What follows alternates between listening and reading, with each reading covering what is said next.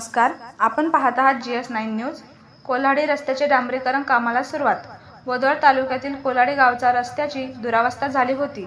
वंचित बहुजन आघाडी बोदवड तालुका अध्यक्ष आदरणीय सुपडाभाऊ निकम यांनी सातत्याने सार्वजनिक बांधकाम विभाग बोदवड यांच्या निदर्शनास आणून देत अखेर गावातील प्रथम नागरिक, सरपंच व उपसरपंच, सन्माननीय सदस्य यांनी GS9 न्यूज लाईव्ह रस्त्यावर उतरून कोल्हाडी ते जागृत हनुमान मंदिर, शिरसाळे, मलकापूर थेट जोडलेला मार्ग अखेर दुरावस्था का असा सवाल करत काम करावे अशी विनंती वजा आवाहन केले होते।